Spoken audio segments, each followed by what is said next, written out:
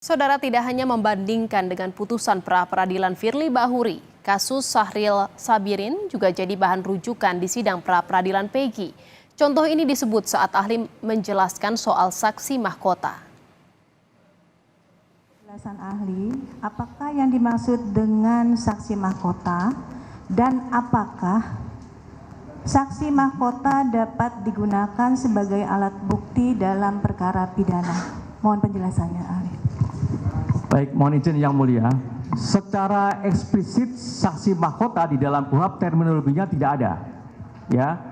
Saksi mahkota tidak ada, tapi yang ada adalah saksi, keterangan saksi. Makanya tadi saya sampaikan di dalam alat bukti 1841 adalah keterangan saksi. Namun demikian dalam praktek ada juga ya keterangan-keterangan dari tersangka ataupun terdakwa yang lainnya yang kemudian diminta untuk memberikan satu keterangan dalam hal perbuatan pidananya itu dilakukan oleh lebih dari satu orang atau yang dikenal dengan naming atau penyertaan tindak pidana, sehingga bisa saling memberikan satu keterangan ketika kemudian dirasa diperlukan untuk disampaikan keterangan.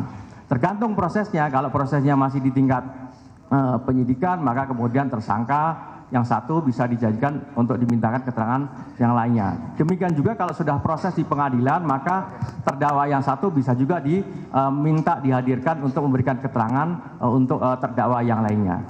Ini yang dimaksud dengan saksi mahkota. Beberapa contoh yang bisa dijadikan sebagai jurisprudensi Yang Mulia, saya lupa nomor jurisprudensinya.